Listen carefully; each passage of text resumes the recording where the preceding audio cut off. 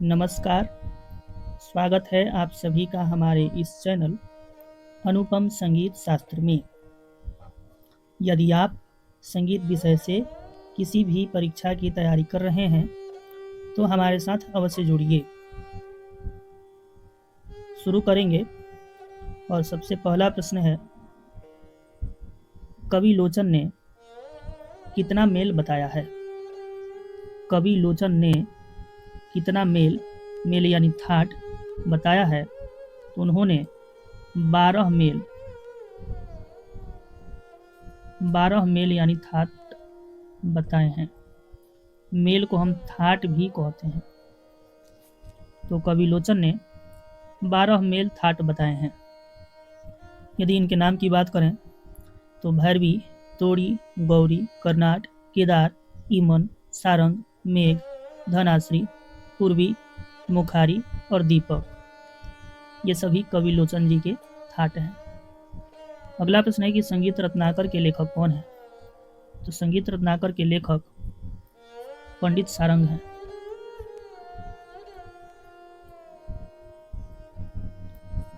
पंडित सारंग देव। ठीक है, अगला प्रश्न है कि संगीत रत्नाकर पर टीका किसने लिखी?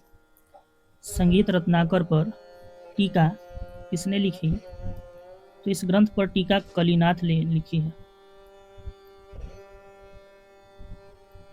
कल्लीनाथ। और इन्होंने किस भाषा में लिखी है? तो संस्कृत में लिखी है। कल्लीनाथ ने संगीत रत्नाकर पर टीका संस्कृत भाषा में लिखी है। और इसके अलावा एक और व्यक्ति हैं जो इस पर टीका लिखते हैं और उनका नाम है सिंह भूपाल। सिंह भूपाल, और ये भी संस्कृत में ही लिखे हैं। ठीक है, संस्कृत में ही लिखे हैं। यही नहीं, इनके अलावा एक और व्यक्ति हैं और उनका नाम है विट्ठल, पुंडरीक विट्ठल। उनका नाम है पुंडरीक विट्ठल, शॉर्ट में यहाँ पर विट्ठल लिखते हैं। और इन्होंने तेलुगु में लिखा है। तेलुगु। इन्होंने किस भाषा में लिखा है? तो तेलुगु भाषा में इन्होंने लिखा है। ठीक है, अगला प्रश्न है कि कलिनाथ ने संगीत रत्नाकर पर टीका किस नाम से लिखा है? कल्लीनाथ ने संगीत रत्नाकर पर टीका किस नाम से लिखा है?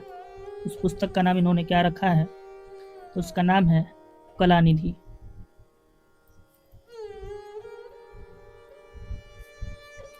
ठीक है, अगला प्रश्न है कि स्वरमेल कलानिधि के लेखक कौन है? स्वरमेल कलानिधि के लेखक कौन है? तो इसके लेखक हैं रामामात्य।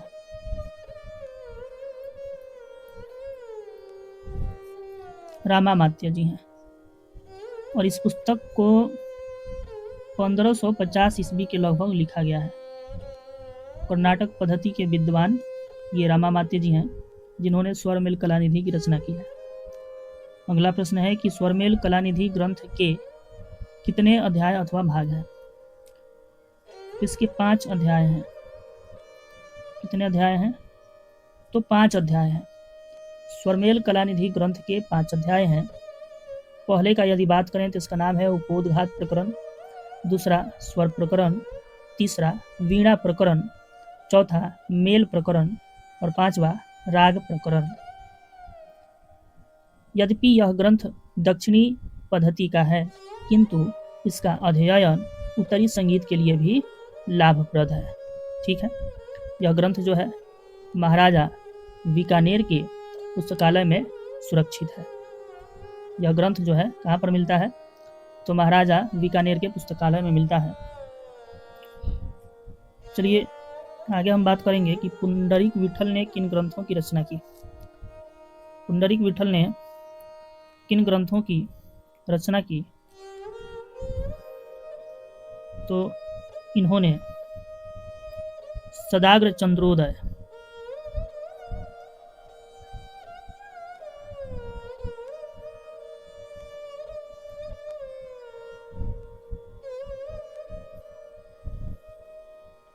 इसके अलावा रागमाला, इसके अलावा राग मंजरी, और एक और है जिसका नाम है नर्तन निर्णय। नर्तन निर्णय ये सभी पुस्तकें पुंडरीक विट्ठल जी के द्वारा लिखी गई हैं। ठीक है, और इनका लेखन काल लगभग 1599 ईस्वी का है। इन पुस्तकों का लेखन काल लगभग 1599 के आसपास ये सभी पुस्तकें लिखी गई हैं। और ये चारों पुस्तकें जो हैं यह आपके संस्कृत भाषा में है। किस में है? तो संस्कृत भाषा में है। ठीक है, अगला प्रश्न है कि पुंडरीक विट्ठल ने किसे अपना शुद्ध मेल माना है?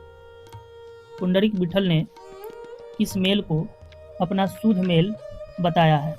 तो उसका नाम है मुखारी। मुखारी को इन्होंने शुद्ध मेल माना है।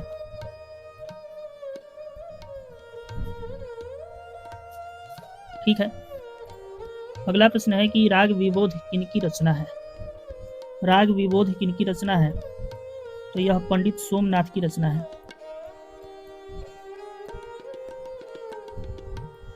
पंडित सोमनाथ की रचना है। इसका रचना काल 1610 ईस्वी है।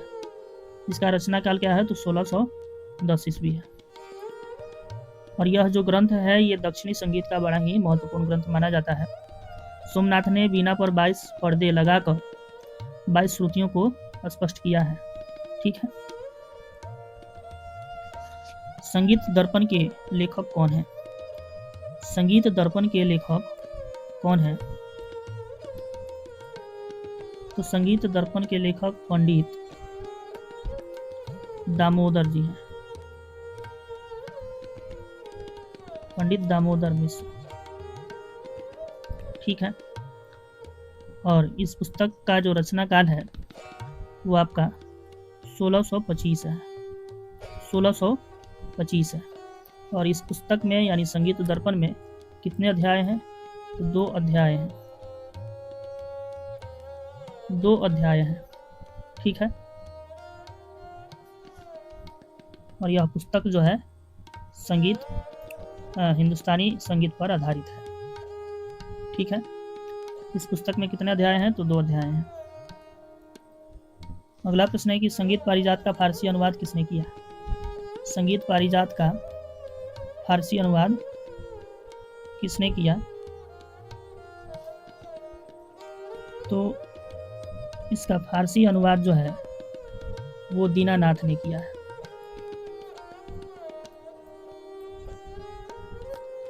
और दीनानाथ जी जो हैं वो वासुदेव के पुत्र हैं। किनके? तो वासुदेव के पुत्र हैं। और इसकी रचना काल क्या है? तो 1724 में इन्होंने इसका फारसी अनुवाद किया है। संगीत पारिजात का फारसी अनुवाद दीनानाथ जी ने किया है। और दीनानाथ जी वासुदेव के पुत्र हैं। और इसका रचना काल 1724 है। ठीक है, और यह भी बता दें आपको कि संगीत पारिजात इसकी रचना किसने की? तो पंडित अहोबल ने। पंडित अहोबल ने संगीत पारिजात की रचना की है। अगला प्रश्न है कि हृदय कौतुक और हृदय प्रकाश के लेखक कौन हैं? हृदय कौतुक और हृदय प्रकाश के लेखक कौन हैं? तो उनका नाम है पंडित हृदय नारायण देव। पंडित हृदय नारायण देव। पंडित हृदय नारायण देव। और इन दोनों पुस्तकों का रचना काल लगभग 1660 ईस्वी का है।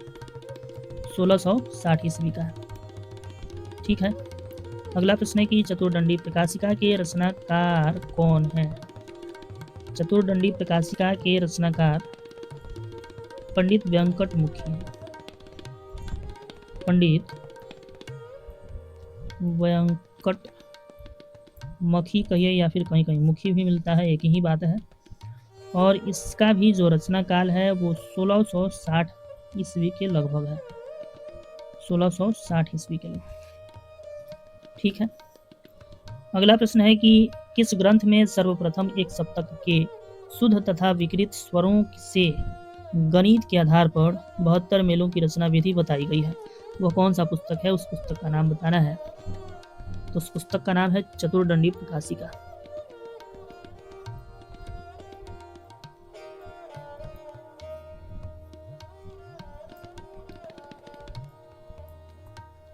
चतुर्दंडी प्रकाशिका। ठीक है,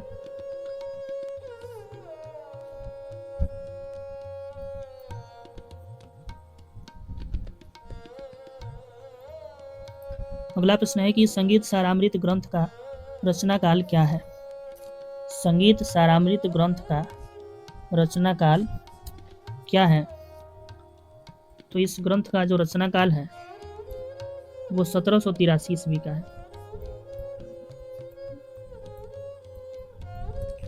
1783 ईस्वी के लगभग इस ग्रंथ, जिसका नाम है संगीत सारामृत, की रचना की गई और यह जो है दक्षिणी संगीत का ग्रंथ है।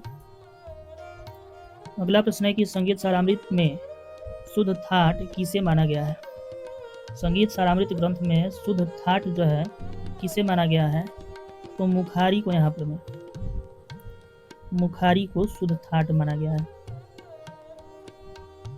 अगला प्रश्न है कि आधुनिक काल में दक्षिणी संगीत के शुद्ध थाट का क्या नाम है?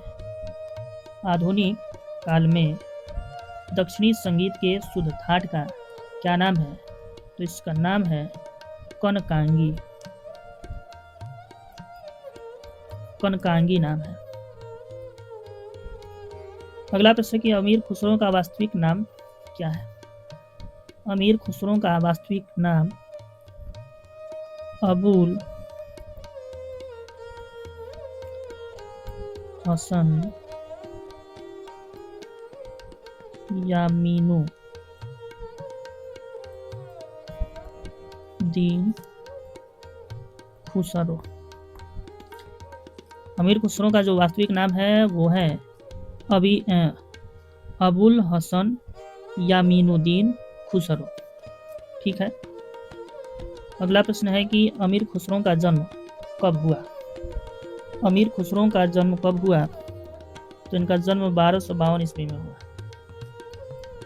1252 ईस्वी में हुआ। और कहाँ पर हुआ? तो उत्तर प्रदेश के एटा जिले के पटियाला में हुआ। उत्तर प्रदेश के एटा जिले के पटियाला में हुआ। पटियाला में। अगला प्रश्न है कि खुसरो के पिता कौन थे? इनके पिता का नाम क्या था? तो इनके पिता का नाम था अमीर सैफुद्दीन समसी।